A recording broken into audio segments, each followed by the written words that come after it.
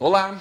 Hoje a gente vai ter uma conversa rumo à eternidade. O meu convidado de hoje é determinado, criativo, solidário, natural de Novo Hamburgo, filho do seu Guido Henrique e da Dona Maria Araci, estudou filosofia e história da arte no Instituto de Belas Artes. Além do amor pelo desenho, o pai da Luciana, da Adriana, da Eliana, do Guido e do Tiago alimentava sua paixão pelo voo fazendo aula no Aeroclube de Novo Hamburgo. É um artista nato e coleciona trabalhos com as mais diversas técnicas, e um compilado de suas obras está, até 16 de novembro, no Espaço Cultural Albano Hartz, com a exposição Rumo à Eternidade. Hoje teremos uma conversa de peso com Guido Pedro de Araújo Liesenfeld. Seja muito bem-vindo, seu Guido, para essa conversa de peso. Muito obrigado, Rodrigo. Em primeiro lugar, eu quero agradecer a oportunidade. Eu já não lembrava que nós havíamos combinado algo a respeito tempos atrás, numa das entrevistas com o meu neto, e foi profundamente gratificante vir aqui conversar contigo. O senhor vem participando do nosso Esporte na TV, junto com o Valdir Aires, com o Daniel, dentro de uma das tantas paixões que o senhor coleciona nessa vida. Exatamente. Que é o enxadrismo. Enxadrismo. E a alegria de ter um neto está virando aí campeão, hein? Quem Exato. sabe será o nosso... Fui eu quem o ensinei, quando ele tinha por volta de 4, 5 anos, e um pouquinho adiante, já ele com 10, já colecionando medalhas, eu não conseguia mais ganhar. Então eu resolvi me abster de jogar xadrez, sabe? Botar ele para jogar com o computador lá, o Blue... Ah, sim. Blue Moon, não? Como é que é o nome da máquina? Eu não lembro o nome da máquina, mas ele joga online, com enxadristas da Europa, com enxadristas do Oriente, e na maioria das vezes ele ganha. A Rússia tem enxadristas famosíssimos, excepcionais, né? Os Estados Unidos também, evidentemente, mas é um jogo reconhecido pela inteligência dos movimentos, né? Qualquer coisa que a gente fala assim de estratégia, a gente pensa assim, pensa no xadrez. Um jogo de xadrez. Exatamente. Não, inclusive na conotação com outras situações, deslindar, é como se fosse um jogo de xadrez. Qual é o movimento que nós vamos fazer agora? Como quem pensa lá na frente no que vai acontecer com os contramovimentos do teu adversário, né? Eu me bati muito tempo, Rodrigo, para conseguir que o xadrez, a semelhança de outros municípios, inclusive Alvorada, faz parte do currículo escolar. Que maravilha. Por quê? Porque desenvolve imensamente a memória cognitiva e o raciocínio lógico. E as crianças têm um aproveitamento nas suas atividades escolares extraordinário. Temos outro exemplo, o Viamão. Viamão, uma determinada escola, tinha uma evasão escolar da ordem de 56%. Introduzido o xadrez, caiu para 3%. Imagina. Então, aviva na criança a ânsia de conhecimentos e atividades, porque o xadrez exige muito do campo mental do indivíduo e com resultados benéficos nas suas demais atividades. O seu Guido, é muito amor pela vida. Eu tive a oportunidade aqui, mais de 850 entrevistas, de conversar com muita gente das mais diversas peles e pelos, né? Com todos os tipos de experiências. Eu lembro, assim, a dona Rosvita Brock, que é uma pessoa que fez de tudo um monte na vida, intensa como o senhor, e de muitas experiências, e também aluna do IBA, né? Do Instituto de Belas Artes, sim, de Novo Hamburgo. Conheço a Rosvita. E agora me deparo com o senhor, que é uma pessoa que igualmente, e sobretudo numa característica ainda mais especial, do desenvolvimento de dois hemisférios diferentes do seu cérebro, né? Da área criativa e da área mais cartesiana, mais técnica, mais pragmática, racional. Como é que é desenvolver isso dessa forma? Assim? Primeiramente, para não... desenha, faz projetos, faz máquinas e, ao mesmo tempo, é um artista plástico. Para que não haja uma ciumeira entre um hemisfério e outro, que ambos se desenvolvam par e passo igualmente e me deem sustentabilidade. Então, na realidade, desde os 3 anos eu estou envolto pelo desenho. 3. Uau! Sempre ganhei uma caixinha com 6 cores, 6 lápis de cores. E pelas aptidões que eu demonstrei, em seguida ganhei uma de 12 cores. Eu já comprava uma de 36 daí. Eu não sei se na época havia. Pois é, tantas cores. Do Bazar Titsman. Dali para frente, então, nunca mais me desliguei das atividades do desenho e, eventualmente, da pintura. Eu acho que o lápis de cor leva uma vantagem insofismável, extraordinária sobre os outros agentes pictóricos. Quer dizer, não tem lambuço de tinta, de pincéis, de empapincéis e diluentes. É pegar a caixa de lápis, pegar a folha de papel e começar.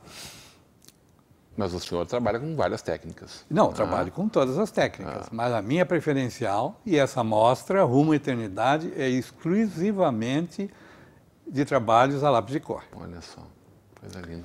Uma imagem lindíssima que esse ilustra o quadro que convite dá aqui, né? o nome à mostra, Rumo à Eternidade, foi uma encomenda, inclusive. O cidadão é extremamente meu amigo. E, por motivos alheios à vontade de ambos, dele e da esposa, ela veio a falecer em umas circunstâncias inauditas. Então, ele me telefonou: tu pode me fazer um quadro que me lembre eternamente, digamos assim, a minha esposa? Posso, perfeitamente. Então, filo numa nau, rumo à eternidade, uma caravela. Com a imagem dela. A imagem na vela principal. Que maravilha. Eu acho que não haveria outra circunstância mais feliz de externar o que ele queria, o que ele pretendia, e acredito que tenha conseguido. Mas o senhor faz um uso sujando os dedos aqui nesse monte de lápis aqui. Não. Não? Como é que consegue essa esfumaçada toda aqui? Aí que está. Essa é uma característica do lápis, Rodrigo, que as demais técnicas não têm. Seja pastel, seja óleo, seja o que for. O lápis é como se fosse um prolongamento, a gente manuseia o lápis e ele obedece cegamente. Então se faz nuances, se faz esfumados, o que for necessário. Coisa linda isso. O que for necessário. Ô, seu Guido, vamos falar da sua tenra infância e juventude ali.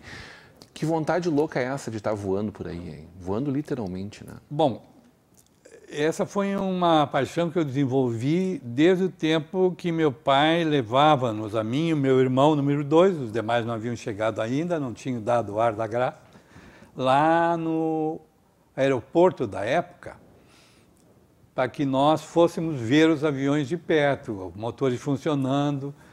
Aí eu botei na cabeça, eu tenho que... Aeroporto São João. São João, exatamente. Que obrigado. Hoje é o Salgado Filho. Hoje é o Salgado Filho, mas era... O senhor morou em Porto Alegre desde muito jovem, sim. que o pai foi... O que o seu pai fazia? Ele era alfaiate, era chefe de alfaiataria do Renner e fazia o seu joguinho de futebol no clube do Renner. No caso, o seu joguinho de futebol no clube do Renner, importante que a gente diga para o telespectador, foi ter sido campeão gaúcho com o Renner, né, lá nos idos de 1954, aquela seleção que o Renner Exatamente. tinha. E nós morávamos naquela época perto, na Sertório, nas imediações onde começa a cabeceira da ponte, em direção ao outro lado do lago. E ficava fácil, íamos a pé até o São João, o aeroporto. Aí começou a efervescer dentro de mim uma ideia de ser piloto. Inclusive, de certa feita, fiz exames na Varig para piloto comercial. Tive um aproveitamento extraordinário nos exames intelectuais, mas eu já era piloto, privado. E o exame médico me reprovou que eu não tinha condições de pilotar. Aí fiquei sem saber o que pensar. Se eu pilotava, por que eu não poderia... um avião comercial, talvez, por causa dos passageiros. Que coisa. Fui reprovado no exame médico. O senhor teve uma passagem muito bonita dentro disso, que foi um convite do seu instrutor de voo para fazer um passeio no sábado de manhã. Perfeito. E ele esqueceu de ligar para o senhor, né? Esqueceu. Como é que foi essa história? Acho que as pessoas devem lembrar do seu José Iedo Becker. José Iedo Becker era um piloto extraordinário, era bancário, morava perto da nossa casa na Vila Rosa. E nos encontramos um determinado dia, que eu vinha de Porto Alegre, estacionei ali na antiga casa Oval Modas, subindo a... À frente da praça ali, né? É a Lima e Silva, não é? É Lima e Silva, eu acho que é. E, de repente, aparece o Iedo, Guido, Pedro, nos cumprimentamos, não nos víamos há algum tempo, colocamos a conversa em dia, daí foi que ele convidou-me para, no dia seguinte, sábado, em companhia do Aldo Schramm, também piloto e amigo nosso, fazer um voo de teste no avião da SETA, empresa da qual ele era o piloto, já aposentado do banco, então. E ficou combinado, acertado, que ele me ligaria sábado pela manhã, para que combinássemos o horário em que eu deveria ir até a casa dele e de lá nos dirigiríamos ao local onde estava o avião. Mas, passado o tempo, nós havíamos combinado em torno das 8h30, 9 horas, não ligou, lá pela volta das 10 horas eu saí. Quando retornei, assim que eu estacionei e apaguei o motor, minha esposa surgiu em cima do muro que separa as duas propriedades e me disse assim, sabe quem morreu? Não sei. Iedo e Aldo.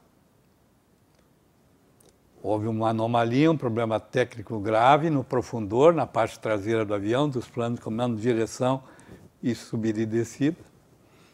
E o aparelho entrou num parafuso chato e caiu até abrir um buraco no chão.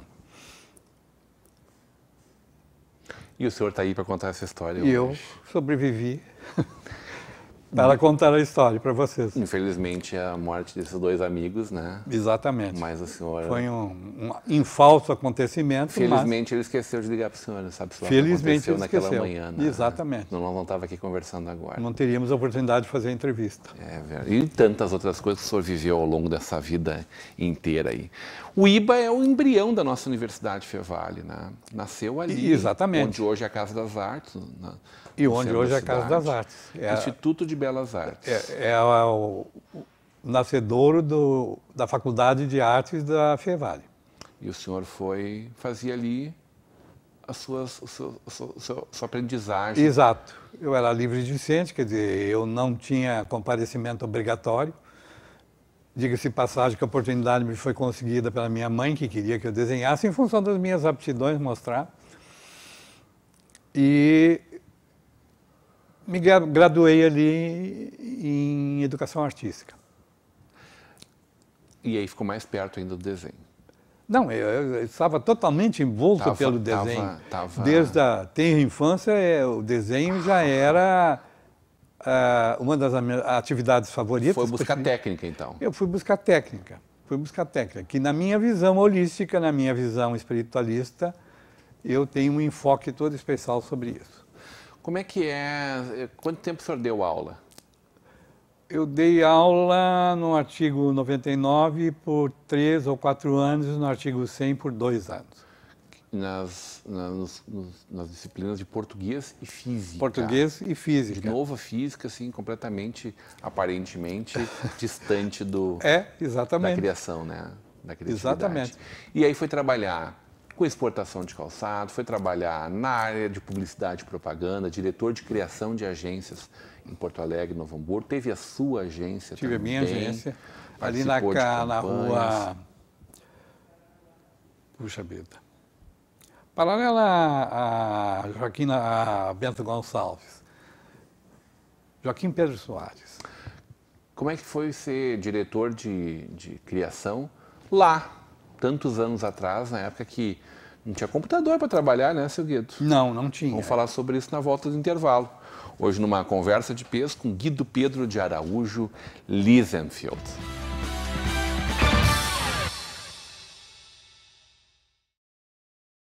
De volta para uma conversa de peso, hoje recebendo esse artista plástico de 1001 atuações, o seu Guido Liesenfeld. Guido Pedro de Araújo Liesenfeld. Ô, seu Guido, 1001 atuações, né? Eu procuro fazer da melhor maneira possível. Em muitas coisas. Exato. A vida é muito curta para fazer uma coisa só, é isso? Hein? Não, e se nós pensarmos que a vida tem uma determinada duração, que de inópio pode terminar ou pode se alongar, não vamos a lugar nenhum. Nós temos que nos focar no que a gente faz as programações, as formatações e vai em frente.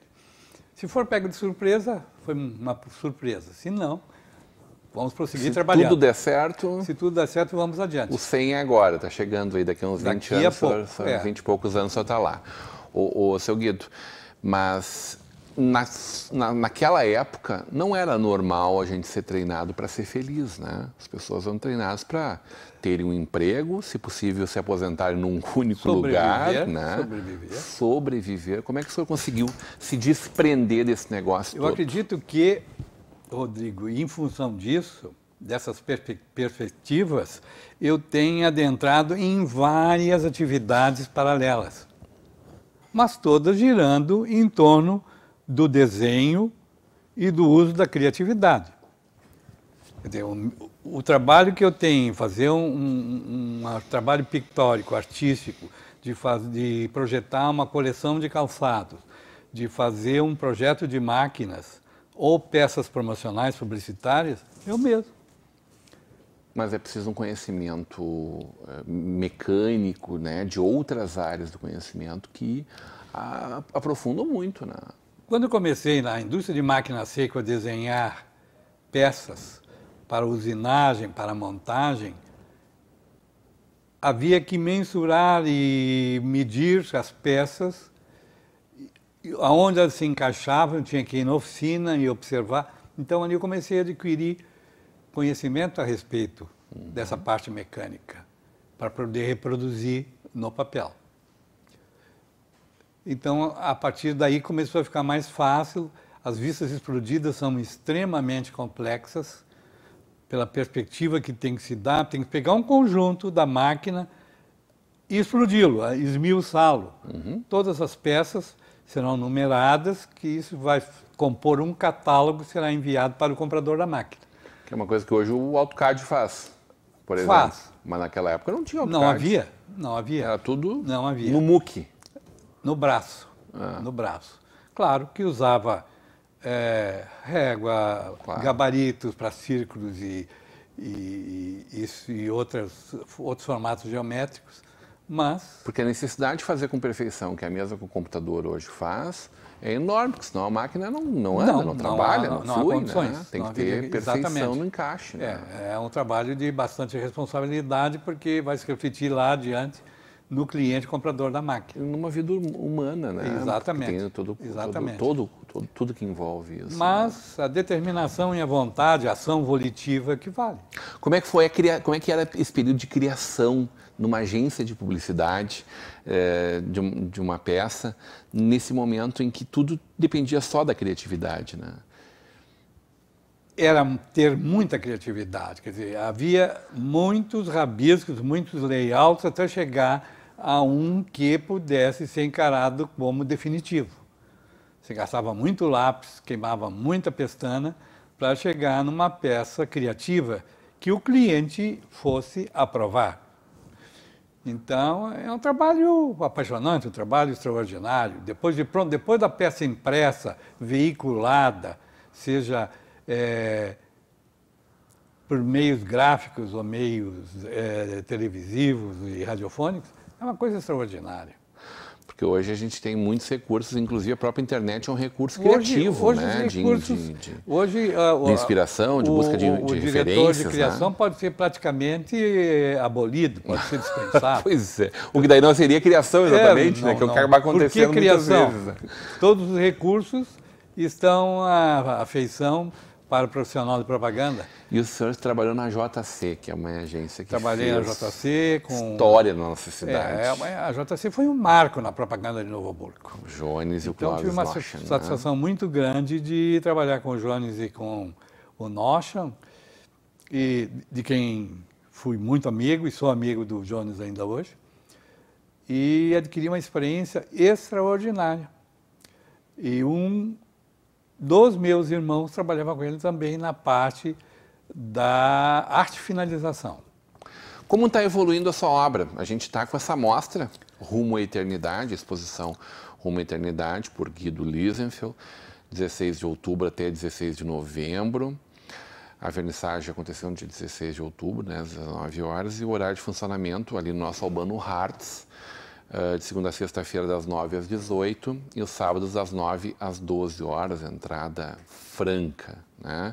Um texto lindo que o senhor fez aqui de apresentação dessa mostra.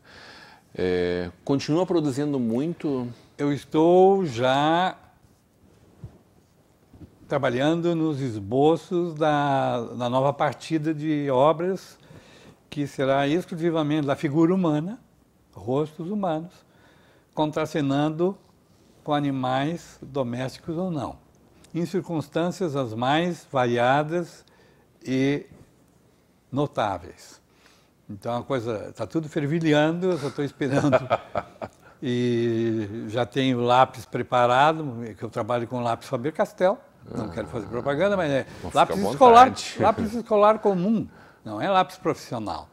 Existem caixas profissionais vindas da Alemanha com 350 cores, não é? Mas o custo é elevadíssimo. Então a caixa de 48 cores é bastante acessível e tem o cromatismo que eu preciso. 350 ou 370 cores. E era feliz da vida com o meu 36 cores. Eu achava o máximo ter um 36 cores. 36 também tem uma gama de cores muito boa. Não fiz nada com isso, tá, seu Guido? Morro de inveja quem trabalha bem com o senhor, assim, tá? Inveja do bem, fica tranquilo, tá? Mas é uma inveja positiva. Já é se é que existe isso, né? Tem positivo. Mas brincadeiras à parte, 36 cores a gente se fartava com aquilo ali, brincando com aquilo ali. Imagina 350 cores, 10 vezes mais. É uma coisa fantástica. Temos cores metálicas, uma caixinha com 12 cores metálicas, para fazer maravilhas. E o senhor tem feito essas maravilhas? Muito obrigado. Eu procuro fazer o melhor. Ô, seu Guido, vamos falar um pouquinho de xadrez? Falemos. O senhor está com uma alegria, está com tudo e não está prosa, com esse seu neto, o Marcelo Leonardo, que esse piá é um grande enxadrista, né? Que idade está o Marcelo Leonardo? 16 anos. E curso o segundo ano do grau médio, lá no Instituto Estadual de Educação Madre Benício, em Lomba, porque ele mora lá. E ele, em função, o xadrez, nós comentávamos isso, traz benefícios extraordinários para o cérebro dos jovens e das crianças. No conhecimento lógico, no raciocínio lógico, na memória cognitiva. Marcelo não estuda. Não chega em casa, abre o livro e vai estudar. No dia da prova, ele vai fazer a prova e gabarita. Física, química, matemática. E isso é possível, não é privilégio dele, é possível a qualquer criança que se entregue ao xadrez. A todos os pais e avós, que nem eu aconselho, por favor, ensine, mande ensinar, consiga alguém que ensine seu filho e seu neto a jogar xadrez. Ele tem muita dificuldade na escola. Faça ele jogar xadrez. Porque eu tenho um exemplo vivo na minha família. Meu neto Marcelo Leonardo. Mas esse guri ele é fora do padrão, né? Ele não está no quadrado, está fora do quadrado. Eu reconheço que sim. Eu conheço que sim, porque ele está muito bom nesse negócio, ele está indo longe com isso. Ele teve um bom mestre, não é? O senhor está preparando ele para ser campeão. Ele já está sendo campeão. As últimas façanhas dele, na Olimpíada Municipal de Xadrez de Novo Hamburgo, ele foi hexacampeão esse ano. No torneio... Quer dizer, em Novo Hamburgo já não tem ninguém para bater com ele faz tempo. É difícil. 6 vezes, né? Na escola... Lá em Canudos, Machado de Assis, tem sempre, todos os anos, um torneio aberto. Não é só aos alunos das escolas, é aberto à comunidade e lá comparecem adultos e absolutos, gente de muito peso e grandes enxadristas. Ele foi bicampeão esse ano. No torneio, nas etapas do Campeonato Escolar Gaúcho, do Metrópole Xadrez Clube, ele já é 22 vezes campeão. Olha só. Então, na 7ª etapa da Copa Alvoradense de Xadrez, Alvorada é um núcleo fortíssimo de xadrez. Então, a Faculdade de São Marcos, que virá hoje visitar a minha exposição, a meu convite. Promove 8 etapas anuais de xadrez. Sábado passado nós fomos na 7ª etapa. E havia 2 grandes adversários de quem ele nunca havia ganhado. Ganhou. E tornou-se o maior campeão da etapa. E eu vim rindo de lá de Alvorada até aqui.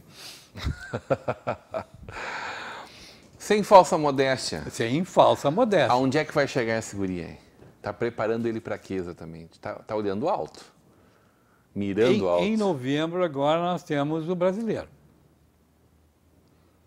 Então a minha expectativa é que ele se saia bem no brasileiro. Vai forte para o brasileiro. Vai forte para o brasileiro. O Rio Grande do Sul está bem posicionado em âmbito de Brasil, assim, no xadrez? Sim, sim, sim. Nós temos exemplos fantásticos lá de Alvorada. Alvorada, né? Cidade que a gente às vezes fala com...